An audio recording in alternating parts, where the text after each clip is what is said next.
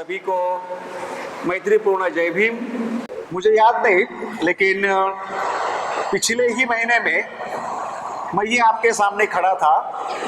फर्क इतना ही है कि पिछले महीने में माहौल अच्छा था, इसलिए हमने ये जो पूजा का आयोजन किया था वो हमारे चलत बुद्ध मूर्ति के सामने था, और आज का माहौल उतना अच्छा न होने के कारण हमने ये जो पूजा है उसका आयोजन हमारे विहार में किया है। उस समय पे भी मैंने मेरे इस विषय को शुरुआत करते हुए कहा था, अपने नागलोक की जितनी भी गतिविधियां हैं उस गतिविधियों में ये जो पूर्णिमा का जो समारोह होता है वो खास होता है, वो विशेष होता है, और उसकी वजह भी वैसी है। हमने उस समय भी ये जानने की या समझने की कोशिश की थी कि पूरे बौद्ध जगत में और पूरे बौद्ध धर्म को लेकर पूर्णिमा का क्या महत्व है, उसकी क्या विशेषता है। लेकिन उसी के साथ साथ हमने ये भी जानने की कोशिश की थी कि आज की इस 21वीं सदी में उसकी प्रासंगिकता क्या है, उसका जो रिलेवेंस है वो आज के दिन हमारे लिए क्या है, क्या होना चाहिए, उसको हमने कैसे देखना चाहिए। अभी जैसे हम देख रहे हैं कि ये जो पूर्णिमा है या पूनम का दिन हम जो मनाते हैं उसको हर मजहब में अपनी अपनी एक विशेषताएं है, और उसी तरह से हम देखते हैं कि बौद्ध धर्म में भी उसी अलग अपनापन है, अलग विशेषता है। जो दूसरे मजहब के लोग हैं उसको अलग ढंग से देखते होंगे, अलग ढंग से मनाते होंगे। लेकिन अगर हम थोड़ा वैज्ञानिक दृष्टिकोण से देखते हैं, अभी मुझे मालूम है अगर ये बात हमारे छात्रों तक सीमित है तो इस हमारे परिसर में भले ही टीवी ना हो लेकिन अखबार आते हैं, तो हम अगर पिछले 2-3 महीने का ब्यौरा देखते हैं, खास करके 14 जुलाई से लेकर आज तक, तो दुनिया में जो भी कुछ हलचलें हो रही है उसमें एक आम और विशेष बात है, और वो बात यह है कि भारत की जो वैज्ञानिक संस्था है इसरो, इस इसरो ने जो चांद्रयान 3 छोड़ा, बराबर ना।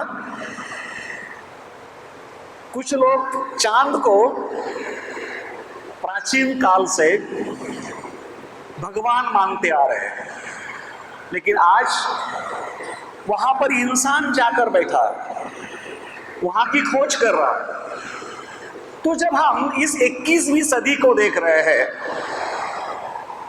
जहां कंप्यूटर टेक्नोलॉजी है, जहां एल्गोरिथम है, जहां आर्टिफिशियल इंटेलिजेंस है, हम देखते हैं इस तंत्रयान से या तांत्रिकता से संसार जो हमें बहुत लंबा या बड़ा लगता था वो मानो हमारे लिए एक छोटा सा देहात बन गया।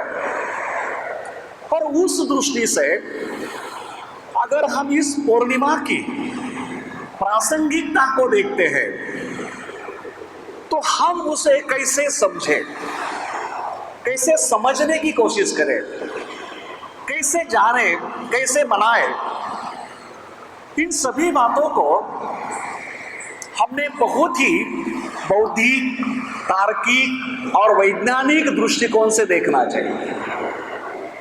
और वो अगर हम नहीं देखते हैं तो बौद्ध करके हम भी इस समारोह को अंधश्रद्धा से एक पूजा तक, प्रवचन सुनने तक, और प्रवचन के बाद बुद्धत्व की लालचा लेकर खीर का प्याला हजम करने तक ही पूर्णिमा का महत्व समझेंगे। उससे ज्यादा पूर्णिमा हमें महत्वपूर्ण नहीं लगेगी। और इसलिए मैंने पिछली बार भी आपको शुरुआत करते समय एक सवाल किया था, जो सवाल ही थोड़ा अटपटा-सा था, गलत था। एक तरह से आपके लिए वो चुनौती था। आप पिछले 3 महीने से यहां रह रहे हैं, फिर भी मैंने आपको एक सवाल पूछा था, आपने अपने यहां का चलत बुद्ध देखा है क्या? आज मैं और दोहराऊंगा कि क्या आपने अपने यहां का चलत बुद्ध देखा है क्या? यहां तो बैठकर आप हर रोज दिन सुबह शाम ध्यान करते हो, पूजा करते हो, आपने इस बुद्ध को देखा है क्या? अगर ऐसा कोई सवाल पूछे तो वो थोड़ी मजाक जैसा लगेगा ना, कोई अपनी चेष्टा करता है ऐसा लगेगा। लेकिन अगर हम गौर से देखते हैं तो हमें सोचना जरूरी है। मैंने पिछले महीने में भी आपको बताया था कि आप हर दिन इस परिसर में जब रहते हो, घूमते हो, तो आपने पीतल की मूर्त देखी है। आप रोज यहां सुबह और शाम को मेडिटेशन और पूजा करते हो। इस बहुत ही विशेषता पूर्व बुद्ध को आपने देखा है। आम विहारों में आप जाते हैं तो आपको कहीं पर भी यहां का जो बुद्ध रूप है वो बुद्ध देखने को नहीं मिलेंगे। हर जगह पर बुद्ध कमल के फूल पर ध्यान के आसन में बैठे हुए होंगे। फिर वो ध्यान मुद्रा में हो सकते हैं, भूमि स्पर्श मुद्रा में हो सकते हैं, या जो भी बुद्ध की अलग अलग मुद्राएं हैं उसमें हो सकते हैं। ये जो बुद्ध है ये विशेष है। जो बैठे हैं उनके पैर कमल पे है और वो धम्म चक्र प्रवर्तन मुद्रा में है। और ये मुद्रा ये कह रही है कि बुद्ध हमें देशना दे रहे हैं, बुद्ध हमें कुछ पढ़ा रहे हैं, बुद्ध हमें कुछ सिखा रहे हैं, बुद्ध हमें कुछ समझा रहे हैं। अभी जब हम चलत बुद्ध को देखते हैं तो पिछली बार भी मैंने आपको बताया था, आपने उस पीतल की मूर्त को देखा है।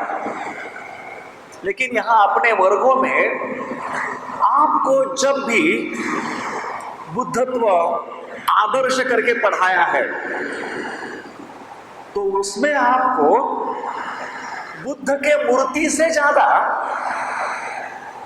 बुद्ध के गुणों के बारे में बताया है। और गुण जो है ना तो पीतल में होते हैं ना मिट्टी में होते हैं, वो जीवित है। और उस जीवितपन का एहसास है वो इंसान कर सकता है, वो हम कर सकते हैं। जैसे मैंने बताया था उस समय, अगर हम बुद्ध की आंखें देखते हैं तो बुद्ध की आंखें हमें करुणा दिखाती है। बुद्ध का जो हाथ है वो हमें बुद्ध की अभय मुद्रा की स्थिति बताती है, दिखलाती है। बुद्ध का जो आगे डाला हुआ जो पैर है वो अगुवाई दिखाता है। दुनिया में जो दुख फैला है उस दुख को करुणा भरी आंखों के साथ और धैर्य के साथ भगवान बुद्ध अपनी खुद की जगह छोड़कर चलते जा रहे हैं, चलने को निकले। तो जब हम उस चलत बुद्ध को देखते हैं, उस पीतल की मूर्ति को देखते हैं, तो मूर्ति को देखते देखते उस मूर्ति के अंदर की जो करुणा की चेतना है, जो अभय की चेतना है, जो अगुवाई की चेतना है, उस चेतना को हमने हमारे अंदर महसूस करना है, उसको हमारे अंदर लाना है, उसको हमारे अंदर लाकर उसमें हमें जीने की कोशिश करनी है। बुद्ध मूर्ति को देखने की वो भावना है, बुद्ध मूर्ति को देखने का वो नजरिया है। जैसे वो बुद्ध हमें कुछ सिखाते हैं, ये भी बुद्ध हमें कुछ सिखाते हैं। जिस जिस विहार में हम जाते हैं, हर मुद्रा में बैठे हुए बुद्ध हमें कुछ ना कुछ सिखाते हैं। जब वो सिखा रहे हैं, हम सीखने के लिए जाते हैं, तो फिर वो जो पढ़ाई हमें दे रहे हैं, उसका असर हमारे जीवन में हमें कितना अनुभव आ रहा है, नहीं आ रहा है तो क्यों नहीं आ रहा है, क्या वजह है, क्या कारण हो सकता है। अभी जैसे हम लोग देखते हैं कि भगवान बुद्ध को होकर 2500 यानी 600 साल हुए लगभग, लेकिन हमें बुद्ध धम्म का एहसास पता चला बाबा साहब के पश्चात, और इसलिए हम खुद को बाबा साहब के बुद्ध अनुयायी कहते हैं। लेकिन फिर भी 68 साल का जो फैसला है वो कोई कम नहीं है। बाबा साहब के धर्मांतर के पश्चात बाबा साहब के जो बौद्ध अनुयायी है, उनके जीवन में बुद्ध धम्म के आचरण से कितना परिवर्तन आया, उस परिवर्तन को देखना, उसको नापना, उसकी मेजरमेंट करना, उसका इवैल्यूएशन मूल्यांकन करना, ये पूर्णिमा सेलिब्रेट करने का उद्देश्य है। पूर्णिमा का समारोह मनाने के लिए वो महत्वपूर्ण उद्देश्य है। उसकी प्राचीन ऐतिहासिक वजह अलग होगी। इस दिन बुद्ध ने कहीं प्रवचन दिए होंगे, कहीं लोगों को कुछ दीक्षा दी होगी।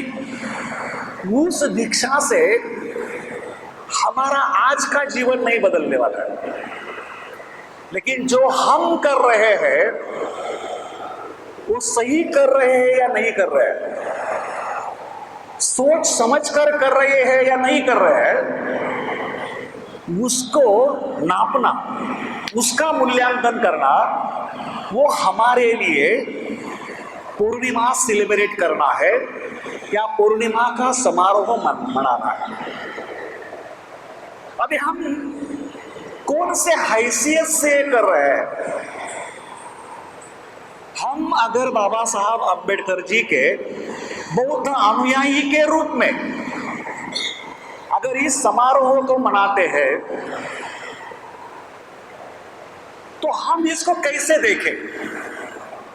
इसको देखने का हमारा नजरिया कैसा हो, हमारी सोच कैसी हो?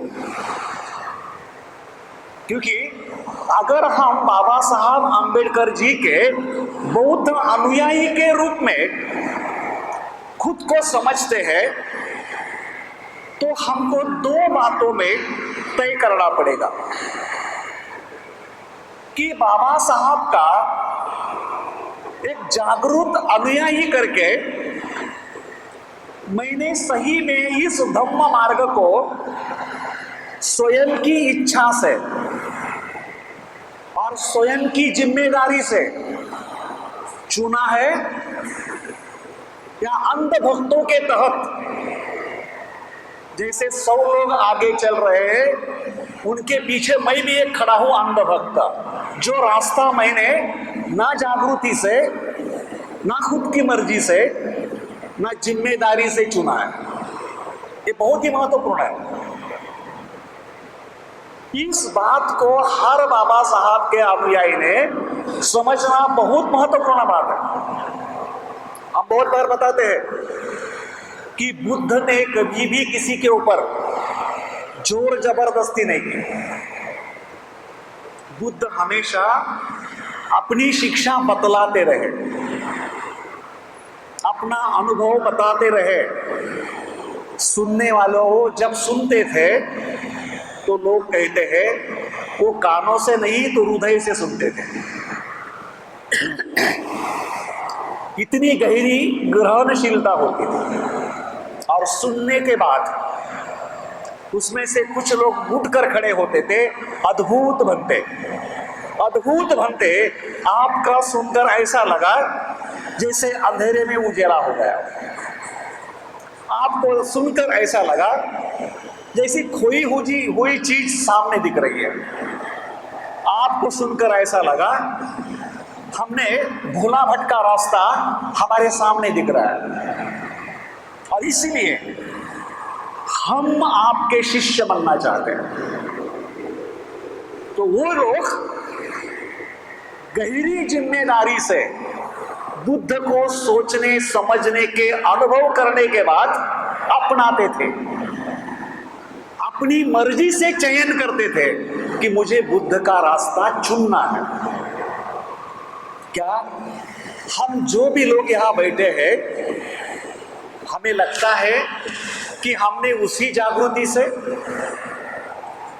उसी जिम्मेदारी से और स्वयं की इच्छा से ये रास्ता चुना है, यहां आने का तय किया है?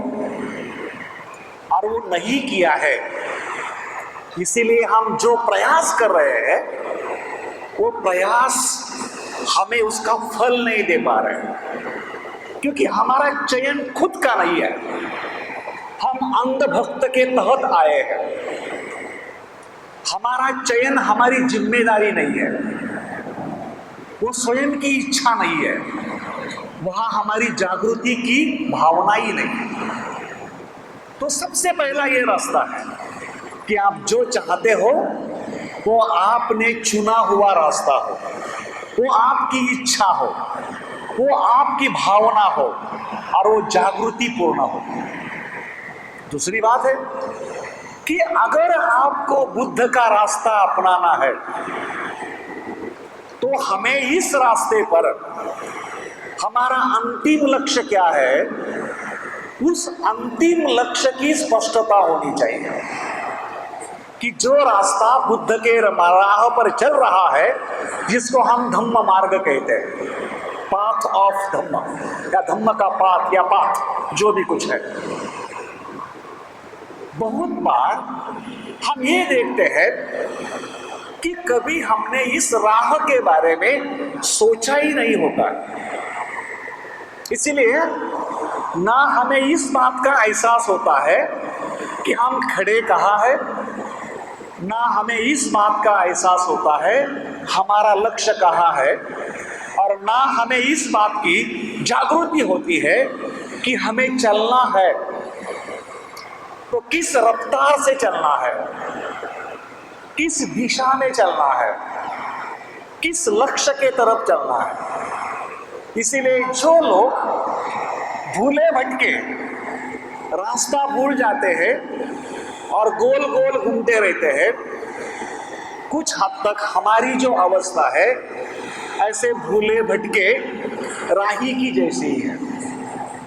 और ये इसलिए है कि हमारे अंदर इस रास्ते पर चलने के लिए, इस रास्ते पर चलने के लिए जो ऊर्जा चाहिए, जो शक्ति चाहिए, जो हमारे अंदर बल चाहिए, वही नहीं है। अगर आपको गाड़ी चलानी है, साइकिल चलानी है, तो पेडल मारने के लिए इसमें दम चाहिए, और टू व्हीलर चलानी है पेट्रोल पर चलने के लिए तो टंकी में पेट्रोल चाहिए। उसी तरह से अगर हमें बुद्ध ने बतलाए हुए रास्ते पर चलना है तो हमारे अंदर शक्ति चाहिए, और वो शक्ति है हमारी श्रद्धा, फेथ। और वो श्रद्धा है भगवान बुद्ध, भगवान बुद्ध ने बतलाया हुआ धम्म, और उस राह पर चलने वाले लोगों का समूह, यानी भगवान बुद्ध का संगम। Excuse me. हमारे अंदर इन तीनों रत्नों के प्रति हमारी श्रद्धा चाहिए, और श्रद्धा जो है वो हमें हर एक को टटोलनी चाहिए। बहुत बार हम जो भी कुछ करते हैं वो करते समय श्रद्धा न होने से हमारा जो जीवन है वो ज्यादातर मात्रा में मैकेनिकल यानी यांत्रिक रूप से चलता है, क्योंकि ना हमें बुद्ध समझे हैं। बुद्ध समझते तो बुद्ध के प्रति श्रद्धा निर्माण होती,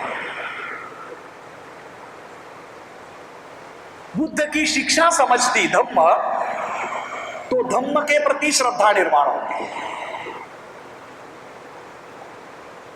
बुद्ध के रास्ते पर चलने वाले और धम्म को जीने वाले लोगों को या उनके संग को हम समझते तो इस कैंपस में रहने वाले भी लोग हैं, वो छोटा सा संघ ही है, उनके प्रति आपकी श्रद्धा समझ में आती है।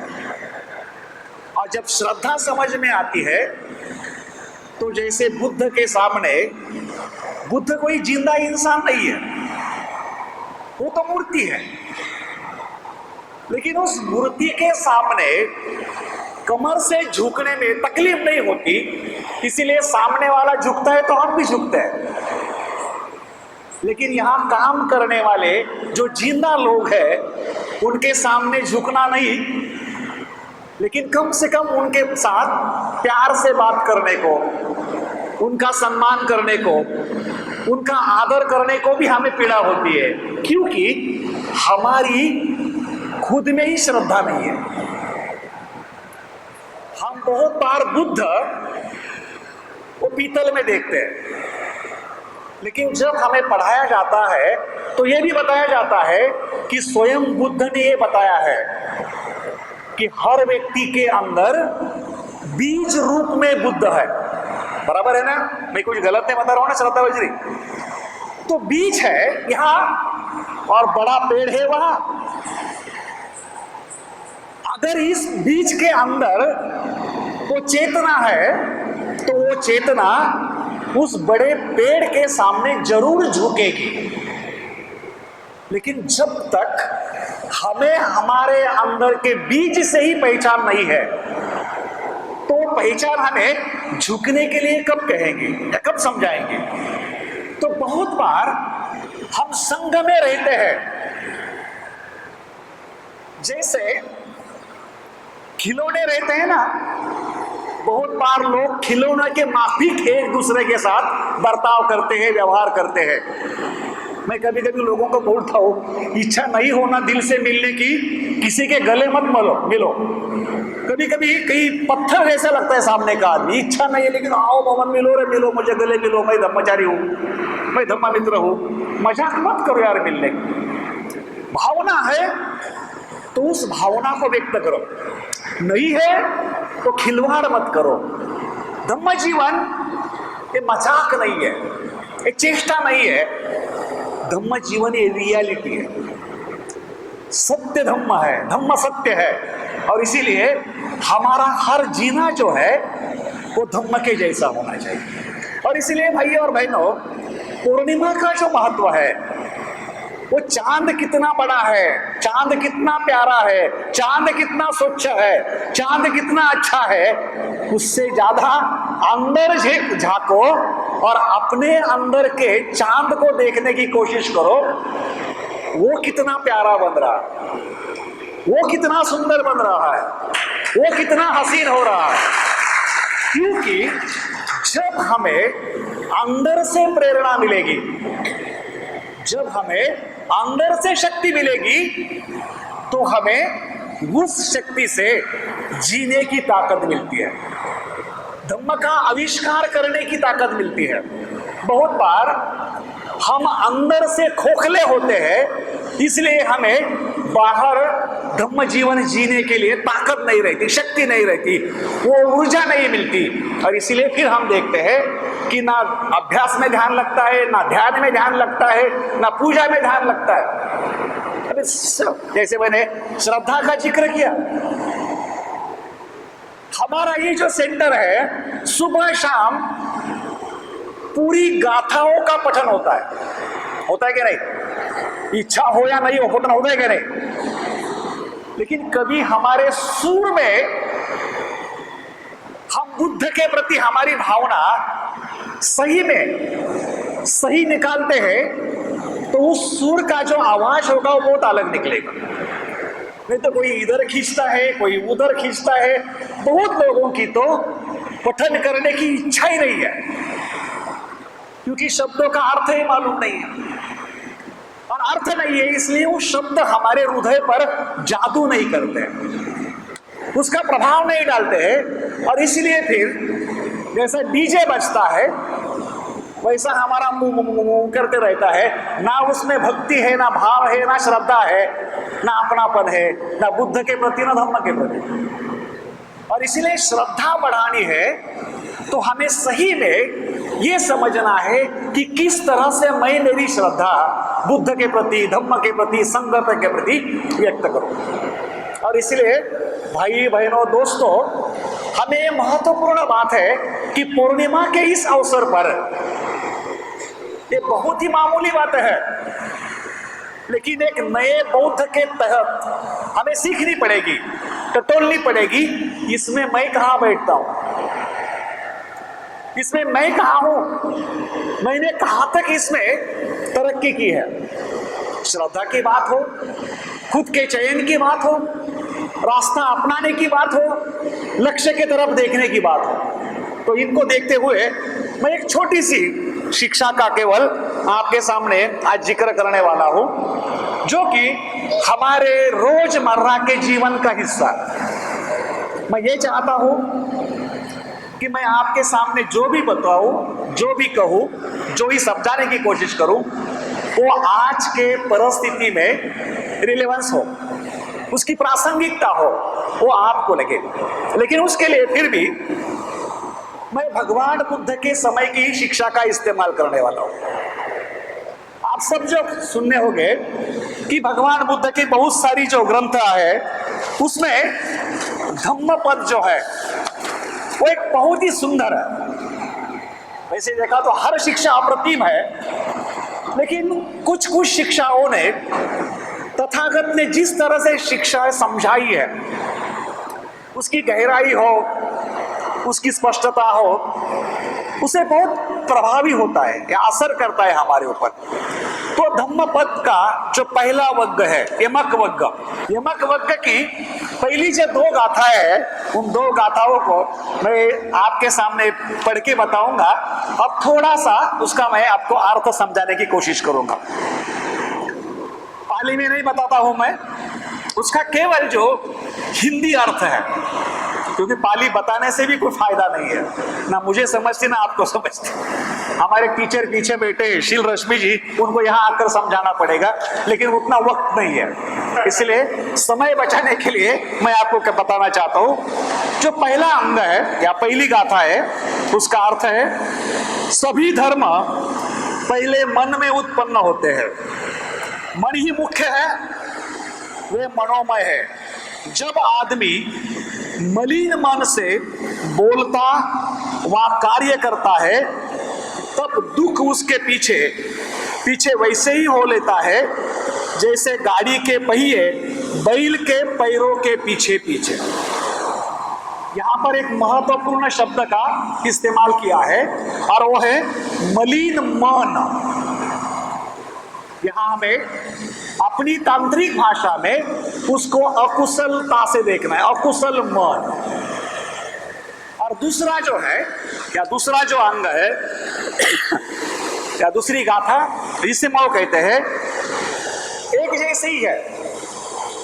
सभी धर्म मन ही मुख्य है, वे मनोमय है। जब आदमी स्वच्छ मन से यानी कुशल मन से बोलता हुआ कार्य करता है, तब सुख उसके पीछे पीछे हो लेता है, जैसे कभी साथ न छोड़ने वाली छाया आदमी के पीछे पीछे। वैसे देखा जाए पूरे जीवन का जो समीकरण है वो बुद्ध ने इन दो ही गाथा में बताया है, समझाया है। वो कहते हैं सभी का प्रमुख केंद्र मन है, सभी धर्म मनोमय है। मुझे नहीं लगता किसी ग्रंथ में दुख का कारण इतनी स्पष्टता से, सहजता से, सरलता से और सटीकता से दिया हो। और उसी तरह से भगवान कहते हैं पहले के जैसा ही, केवल अकुशल के जगह कुशल चित्त। जब कोई आदमी कुशल चित्त से बोलता है तो उसका मतलब उसका परिणाम सुख होता है। कुशल चित्त से बोलता है या कृति करता है तो उसका परिणाम सुख होता है। और जिस तरह उसकी छाया उसका पीछा नहीं छोड़ती, वैसे सुख उसका पीछा नहीं छोड़ता है। इंसान के दुख का कारण भी भगवान बताते हैं कि स्वयं इंसान है, उसका मन है, और उस अकुशल मन से किया हुआ वाचिक और शारीरिक कर्म है। अगर इंसान को सुखी होना है तो उसको कोई पूजा पाठ दक्षिणा देने की आवश्यकता नहीं है। उसे क्या करना है? केवल अपनी कृति, अपने जो व्यवहार है उसको अकुशल के बजाय कुशलता से करना है। फिर वो वाचिक हो या शारीरिक हो, उसका परिणाम सुख में होगा। और सुख छाव के जैसा उस आदमी की साथ करेगा, उस आदमी का पीछा करेगा। कभी देखो, हम बिहार में भी आते हैं तो कभी कभी बुद्ध के लिए सुख मांगने के लिए आते हैं।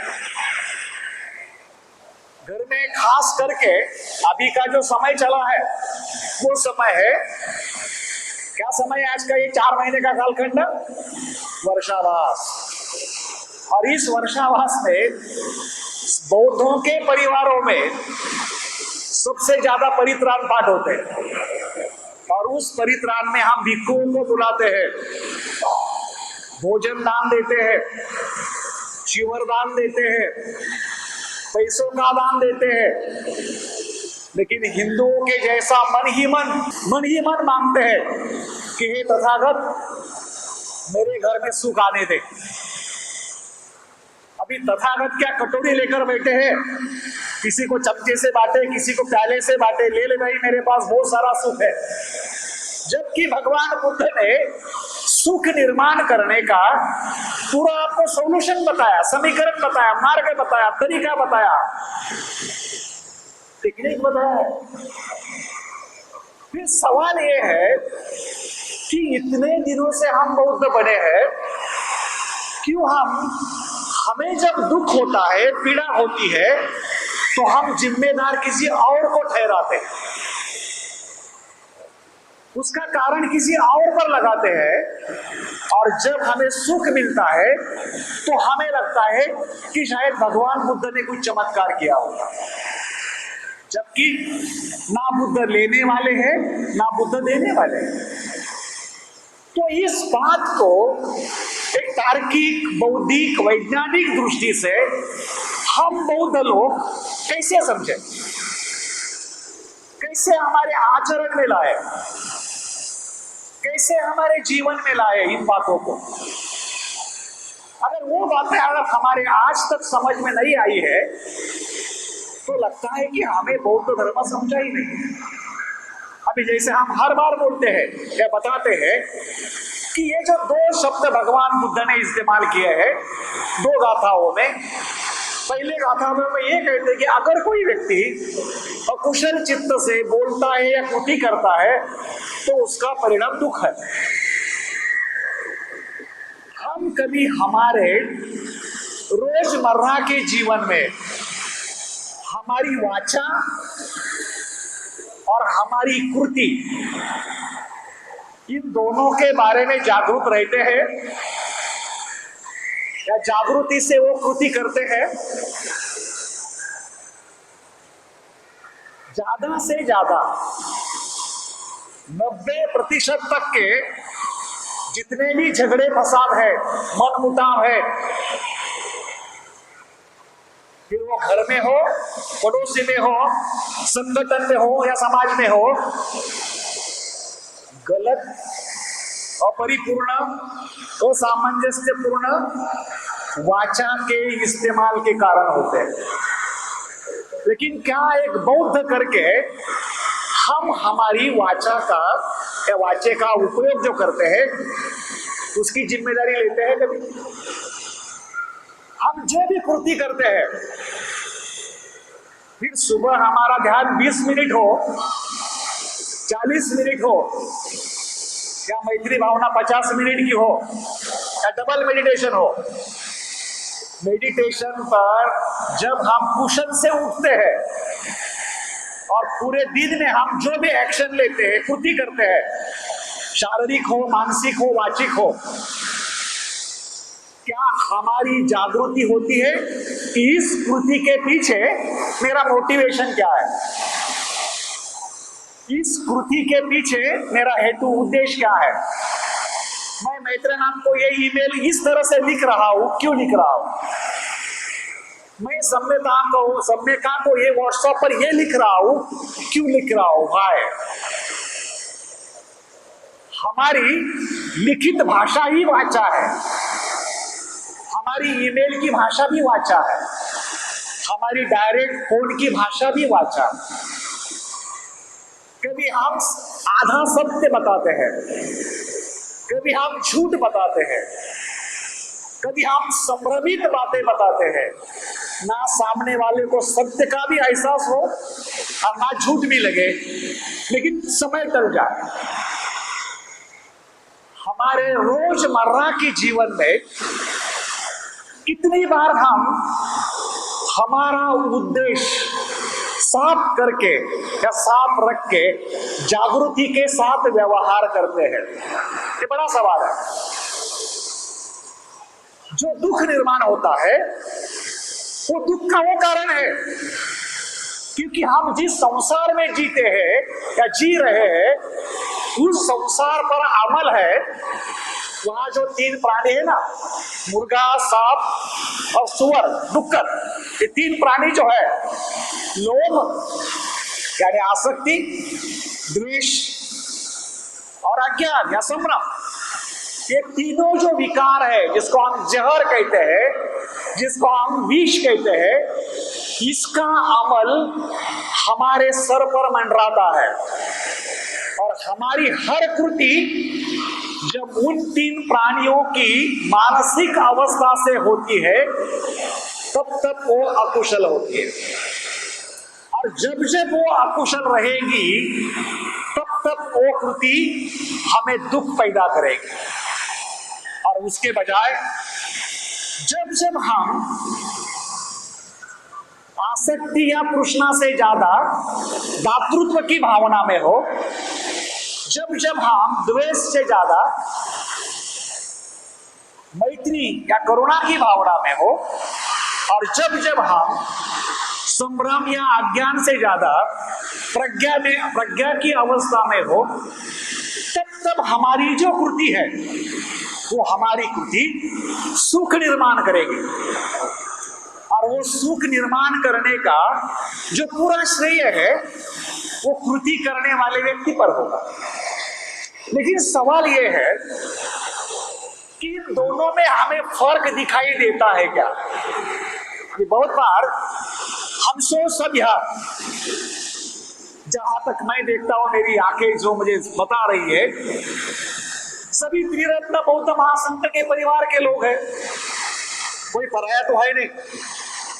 इसलिए हमें ध्यान का उद्देश्य मालूम है, हमें पूजा का उद्देश्य मालूम है, हमें शिविर क्यों करते हैं उसका उद्देश्य मालूम है, धम्म का अभ्यास क्यों करते हैं उसका उद्देश्य मालूम है, कल्याण मित्रता लेते देते क्यों है उसका उद्देश्य मालूम है, धम्म चर्चा का उद्देश्य मालूम है, शिविरों में जाने का उद्देश्य मालूम है। सवाल यह है कि हम जब हमारे रोज के जीवन में इन सभी बातों को करते हैं तो वो करते समय क्या हमें हमारी मानसिकता पर कब कुशलता का असर है और कब अकुशलता का असर है, इसकी जागृति, इसका एहसास, उसका कुछ ज्ञान होता है क्या, या ज्ञान रहता है क्या? वो रहना ही हमारे धम्म जीवन जीने का मकसद है, वो रहना ही हमारे धम्म जीवन का हेतु है, वो रहना ही हमारा धम्म जीवन है। भगवान बुद्ध ने शुरू से लेकर अंत तक, यानी अपने 45 साल के जीवन में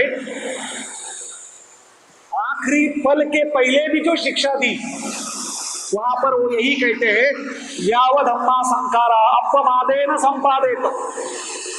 हे भिक्खु, जो सभी संस्कारित चीजें हैं वो अनित्य है, आप केवल अप्रमादित होकर जागृति पूर्वक चलते रहो।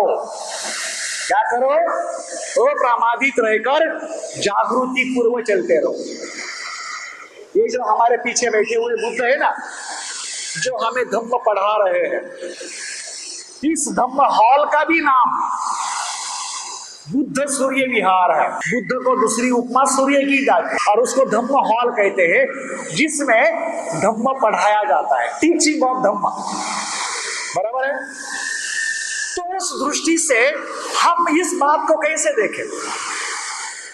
इस पूर्णिमा से लेकर अगर अगली पूर्णिमा तक, मैंने पिछले भी पूर्णिमा को ये बताया था कि पूर्णिमा के दिन आज मैं कैसा हूं, कहां कमजोर हूं, मुझ में क्या अच्छा है, जो अच्छा है उसको विकसित कैसा करना है, और जिसमें कमजोरी है उस कमजोरी को कम कैसा करना है, अगले पूर्णिमा के दिन उसका मूल्यमापन करना, ये है हमारे पूर्णिमा का सेलिब्रेशन करना। बराबर है? जैसे हमारे स्कूल में लेसन्स होते हैं, उस पर डिस्कशन होती है, उसका प्रेजेंटेशन होता है, उस पर सवाल जवाब होते हैं, उसी तरह से जब हम धम्म के राह पर चलते हैं तो हम पूजा करें, पठन करें, ध्यान करें, अभ्यास करें, चर्चा करें, शिविर करें, उससे हमारे मन की स्थिति को हमने कितनी ऊंचाई तक ऊपर उठाया है, अकुशलता से कुशलता के ओर कितना ऊपर उठे हैं, उसकी मेजरमेंट करना। लोक मित्र बहुत बार हमें बताते हैं कुशल और अकुशल।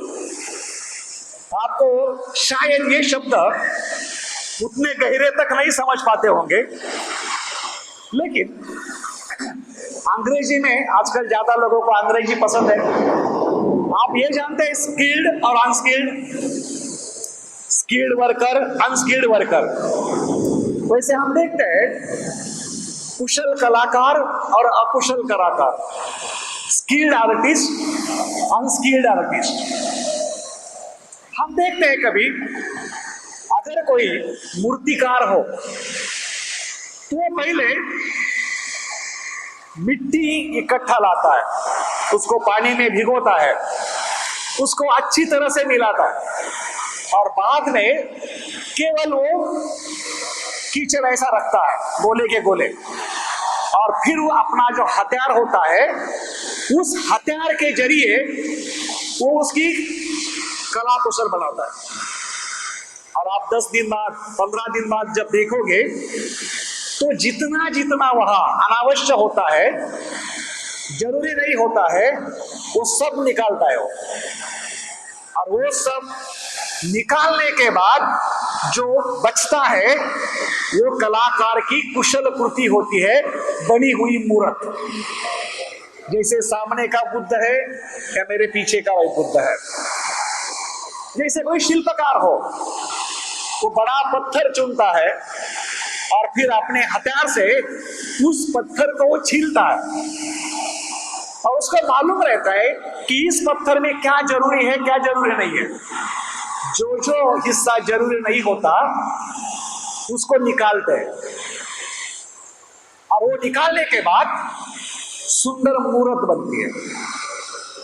अगर आप बढ़ई बोलो, कारपेंटर या सुतार, उसके पास एक लकड़ी होती है, लेकिन उस लकड़ी पर वो अपने औजार या हथौड़ों के साथ कार्य करता है, और उससे बहुत ही अच्छा कोई टेबल बनाता है, टीपॉय बनाता है। वो क्या करता है, जो जो हिस्सा आवश्यक नहीं है उस सभी को निकालता है। इसका हमारे जीवन से क्या संबंध है? हम तो एक जीवित इंसान है, ना मिट्टी है, ना पत्थर है, ना लकड़ी है। वी आर ह्यूमन, हम तो जिंदे इंसान है। लेकिन इंसान होने के कारण हमारे पास ये शरीर और इसके अंदर छिपा हुआ कोई मन है जो हमारे लिए कच्चा माल है। फिर उसको मिट्टी समझो या पत्थर समझो या लकड़ी का ये समझो। हमारे धम्म के अभ्यास से, हमारे ध्यान के आचरण से, हमारे पूजा के पठन से, हमारी कल्याण मित्रता से, हमारी धम्म चर्चा से, हमारे अंदर जो बैठा हुआ मैल है, जो हमारे अंदर से बनने वाले मूर्ति के लिए आवश्यक नहीं है, उसको हमें निकालना। हमारे पास भले ही हथियार नहीं है, लेकिन मेडिटेशन हमारा हथियार है, पूजा हमारा हथियार है, धम्म हमारा हथियार है, कल्याण मित्रता हमारा हथियार है। तो जब हम सोच समझकर, जिम्मेदारी से, जागृति से धम्म के राह पर चलने को चयन करते हैं, तो सबसे पहला हमारा फर्ज है हमारे अंदर हमारे आदर्शों के प्रति श्रद्धा बढ़ाना। उस श्रद्धा की जो शक्ति है, श्रद्धा की जो पावर है, श्रद्धा हमारे लिए ईंधन है। उस ईंधन का हमें इस्तेमाल करना है इस रास्ते पर चलने के लिए। और जब हम इस रास्ते पर चलेंगे तो हमारे अंदर क्या अकुशल है उसको पहचानना, और हमारे आचरण के सभी आयामों से धीरे धीरे धीरे धीरे खुद पर काम करते हुए उस अकुशलता को निकालना। सबसे पहले उस अकुशलता को पहचानो, फिर स्वीकार करो कि वो मेरी ही है। बहुत बार हमें लगता है मैं परिपूर्ण हूं, लेकिन ये गलत है। बहुत बार सही हमारा आचरण तब शुरू होता है जब हम जागृति के साथ आचरण करने की एक तरह से कसम खाते हैं।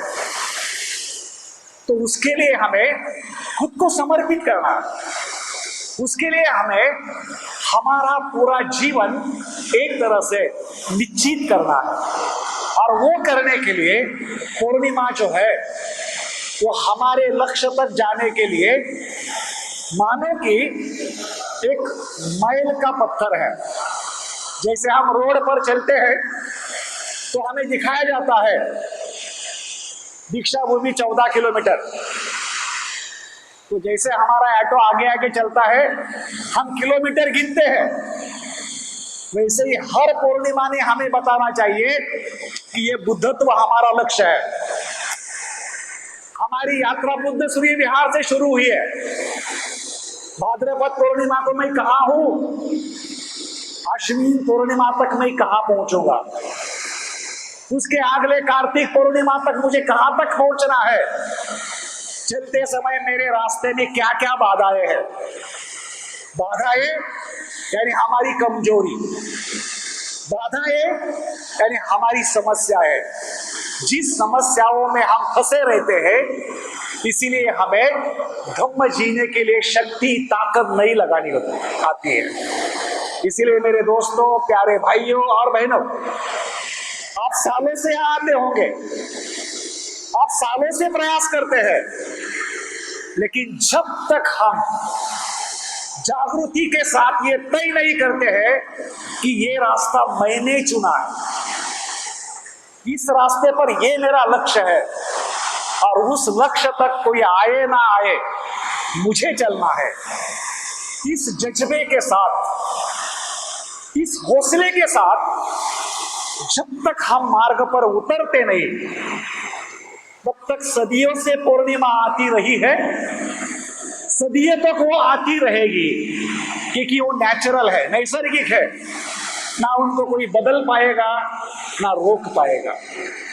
हमें तय करना है इस पूर्णिमा के चंद्रमा के तहत मेरे जीवन में मुझे विकास करना है, मुझे कुशलता की वृद्धि करनी है, मुझे अच्छा इंसान बनना है। मेरे अंदर का जो बीज रूपी बुद्ध है, उस बुद्ध को मुझे विकसित करना है।